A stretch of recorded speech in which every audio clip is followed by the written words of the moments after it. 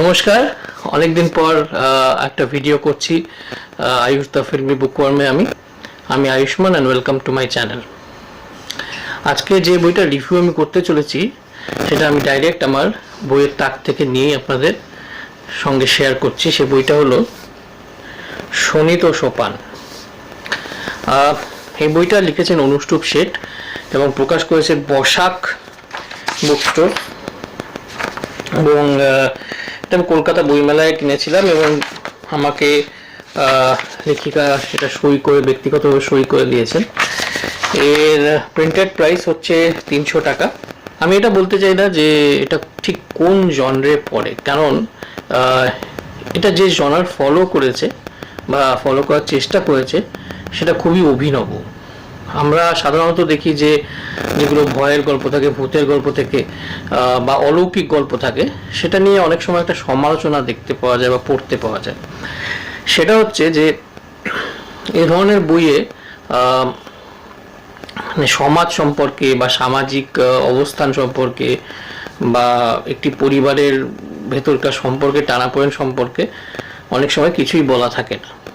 সেজন্য সেগুলো কোনো কৌলিন্য নেই, এই ধরনের একটা কথা অনেক পাঠকদের মধ্যে বা লেখকদের মধ্যে, সমালোচকদের মধ্যে শুনতে পাওয়া যায়।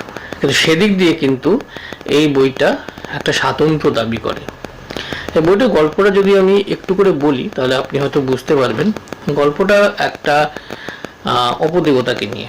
এতে স্পয়লার কিছু নেই, কারণ প্রথমেই সেটা রিভিল করে দেওয়া হচ্ছে পাঠকদের কাছে যে গল্পটি একজন অপদেবতাকে নিয়ে আবর্তিত হয়েছে। একটা পাহাড়ি অঞ্চলে সে থাকে এবং সেখানে একটি দম্পতি যায় এবং সেখানে এরকম একটা কিছু হয়, এমন একটা কিছু ঘটে তাদের জীবনে যে যেটা তারা একটা দুঃস্বপ্ন মনে করে ভুলেই যেতে চায়। তারা সেখান থেকে ফিরে আসে। সেখান থেকে ফিরে আসার পর দম্পতিটি কিন্তু মোটামুটি মধ্যবয়স্কর দিকে যাওয়া একটি দম্পতি ছিল। তাদের একটি বেশ বড় সড়ো একটি মেয়ে ছিল, বাড়িতে বিধবা মা রয়েছেন, মানে ভদ্রলোকের বিধবা মা রয়েছেন বাড়িতে। সেরকম অবস্থায় মহিলা জানতে পারেন যে তিনি গর্ভবতী এবং তার সঙ্গে এই অপদেবতার কী সম্পর্ক আছে।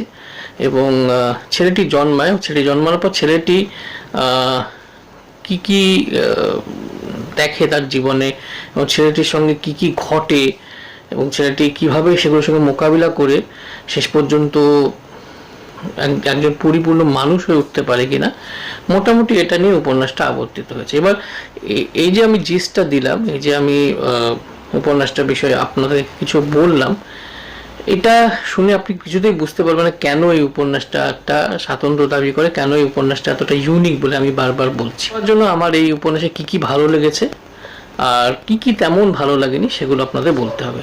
তা চলুন সেটা নিয়ে একটা ছোট আলোচনা করা যাক।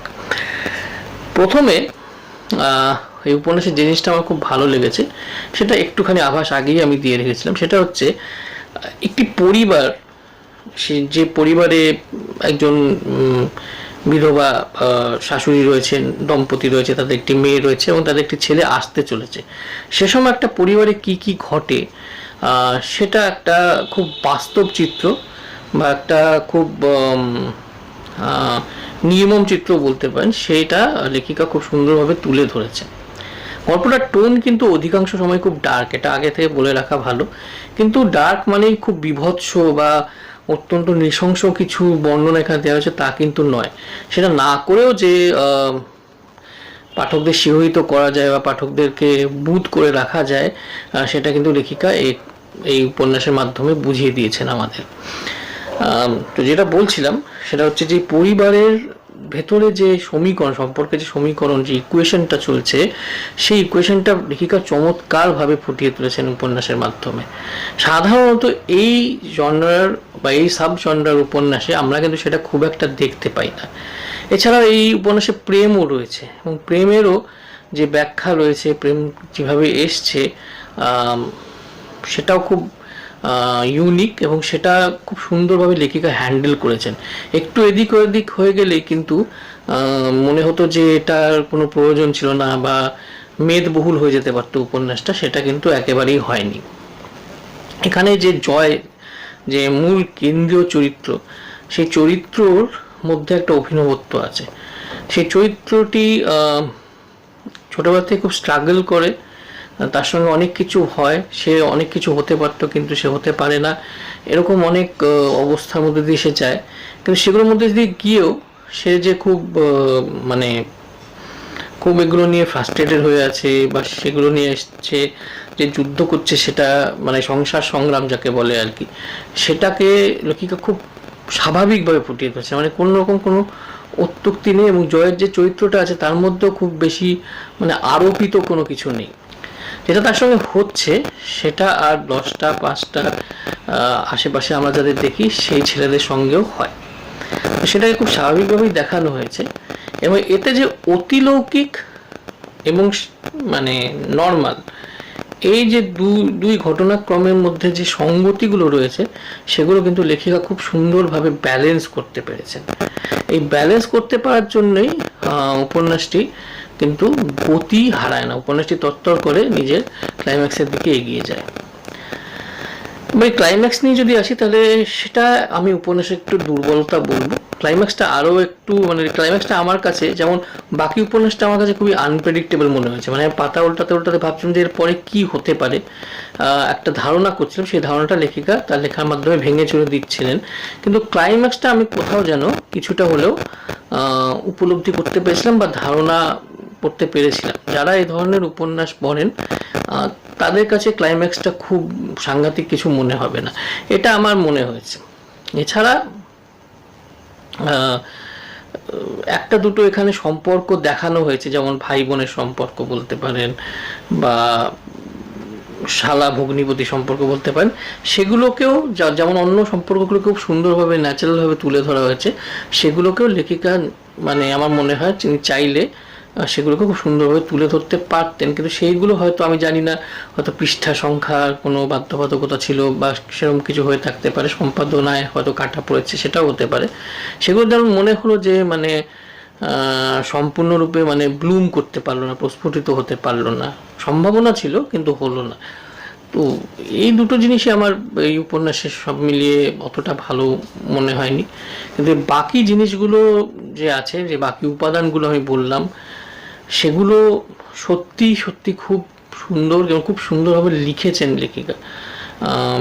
ওনার লেখার কায়দা নিয়ে মানে বা লেখার যে ধরন নিয়ে আমার এক্সট্রা কিছু বলার দরকার মনে হয় নেই। যারা ওনার লেখা পড়েছেন তারা সবাই জানেন যে ওনার লেখার উপর যে ওনার হোল্ডটা রয়েছে সেটা অত্যন্ত শক্তিশালী। মানে ওনার কলম কোনোদিন কোথাও মানে হঠাৎ করে গিয়ে খেই হারিয়ে ফেলেছে বলে আমি অন্তত ওনার কোনো লেখায় পড়িনি। সেটা মিশন পৃথিবী হোক বা এই বইটি হোক বা ওনার অন্যান্য যেগুলো ভৌতিক গল্প রয়েছে, অলৌকিক গল্প রয়েছে, সেগুলোই হোক না কেন, কোথাও আমার সেটা মনে হয়নি। এই জন্য আমি এবারের মুখোমুখি ছিলাম যখন শোণিত সোপানটা বেরোয়, আমি সংগ্রহ করতে একটু দেরি করিনি। এটা কারণটাই হচ্ছে যে ওনার লেখার কায়দা, ওনার লেখনী শক্তি। এবং এখানে কিছু কিছু বর্ণনা আছে, যে বর্ণনাগুলো আপনাদেরকে ভাবাবে, যে বর্ণনাগুলো আপনাদেরকে একটা অন্য দিকে নিয়ে যাবে। মানে যে জনরা সাব জনরা সেগুলোর বাধা ভেঙে একটা মনোগ্রাহী উপন্যাস, শুধুমাত্র একটা মনোগ্রাহী উপন্যাস আপনি পড়ছেন, সেটাই কিন্তু আপনার মনে হবে। মানে জনরা বেন্ডিং কাজ বলা যেতে পারে এটা একটা আর কি। তো আমার মনে হয় যে এটা অবশ্যই সংগ্রহযোগ্য একটা বই।